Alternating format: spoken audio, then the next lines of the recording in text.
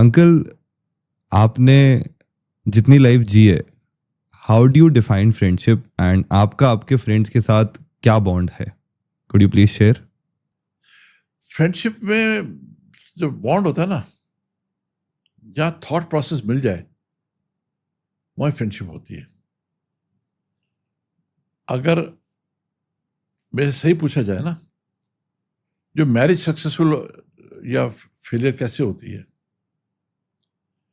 Doctor टिंशा Mehta, जो मैंने बताया personal physician to Mahatma Gandhi थे, वो कहते हैं अगर आपकी शादी सक्सेसफुल है ना, goals of life have to be the same, इधर मटेरियल और स्पिरिचुअल। हस्बैंड वाइफ, एक स्पिरिचुअल है एक मटेरियल है, थॉट प्रोसेस नहीं है, तो मैरिज सक्सेसफुल हो नहीं सकती है। दोस्ती में भी थॉट प्रोसेस सेम होना चाहिए।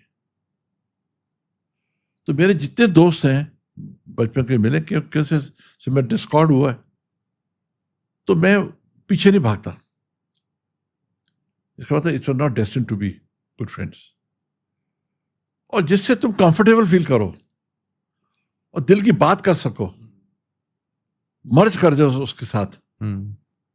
जो आप किसी दूसरे से बात नहीं कर सकते, उससे कर सकते, वो दोस्त है। और वो दोस्त आप ट्राई कर लेना, दुख सुख में साथ में चलेगा आपके, वो दोस्त है। और मेरे सच्चू जितने भी दोस्त हैं, मेरे को याद नहीं आ रहा है। पहली बात तो मैं दोस्त नहीं बनाता ही नहीं हूँ, कोशिश ही नहीं करता हूँ।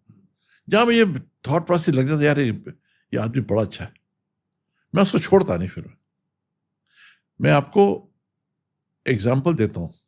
Doctor Mahesh Verma, vice chancellor IP university के, नैप के चेयरमैन रह चुके हैं अभी।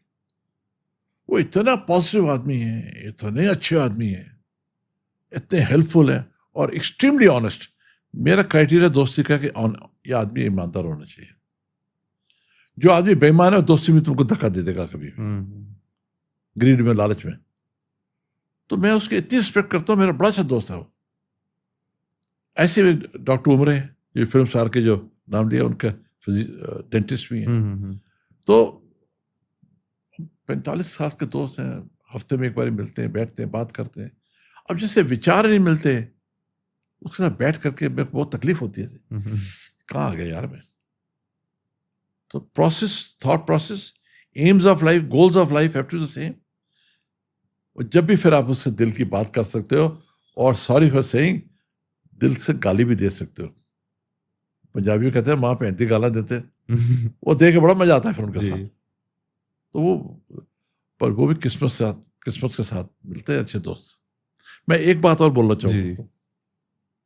आप सलमान खान के फादर हैं ना, उन्होंने बात बोली थी, आप अच्छा इंसान किसको समझोगे? जिसके सबसे पुराने दोस्त हैं। सलमान के फादर ने ये बोली बात, मुझे हिट कर गई। और दूसरा, उसके पुराने घर में जो हेल्पर हैं, वो कितने पुराने हैं? हमारे घर में 60 साल 65 साल के हेल्पर रहे हैं, राम जी रहे हैं। यहाँ उनकी बूढ़े हो गए तो यहाँ मैंने हॉस्पिटल में उनको कमरा दे रहने के लिए, उनकी अर्थी भी मैंने उठाई, मैं लेके गया। मैं छोटा बच्चा था। तो ऐसे मेरे पास सारे जितने मेरे घर के, मेरे ड्राइवर्स, जो मेरा ड्राइवर है 35 साल का पुराना है मेरे पास, 5 ड्राइवर था पुराने। तो आप थोड़ा दिल बड़ा करो जिंदगी में। नौकरों को खाना देंगे ना, तो उससे ताले लगा देंगे, ये नहीं खाना, वो नहीं खाना। तुम जो खाते थे पहले उनको दो। मैं तो मिलना चाहता हूँ बॉम्बे जाके सलमान जी के फादर को। उनके घर में आप 1 बजे चले जाओ, वो आपसे खाना पूछते हैं जी, और टेबल में खाना, आप खाइए, आइए हमारे साथ खाइए। क्या कैरेक्टर है उनका यार। मैं तो मुरीद हूं उनका। छोटे से घर में रहते हैं, इतना पैसा है उनके पास। ऐसे आदमी को कौन छोड़ सकता है? कैसे दोस्ती बनाएगा? कुछ करने को दिल करता है, वो है दोस्त। राइट। उसके लिए कुछ करने को दिल करता है। हालांकि मेरा दोस्त नहीं है, पर मेरा दिल करता है मैं कुछ करूं उसके लिए। यार इतना अच्छा इंसान है ये है। सर कोई सबसे फनी और एम्बैरेसिंग स्टोरी आपके फ्रेंड्स की, आपकी लाइफ की, जो आप हमारे व्यूअर्स को बताना चाहें, जिसके कारण एम्बैरेसिंग सिचुएशन ये थी, मेरे फादर मेरे को पेशेंट सामने झाड़ मार देते थे। किसके सामने? पेशेंट्स के सामने। अच्छा। और मैं भी अड़ जाता था। अब मेरे फादर का बड़ा गुस्सा था। वो कहते थे ये दवाई आपको दी मैंने 7 दिन की, अब 15 दिन के बाद दवाई नहीं खाई आपने। उसको झाड़ना शुरू कर देते थे।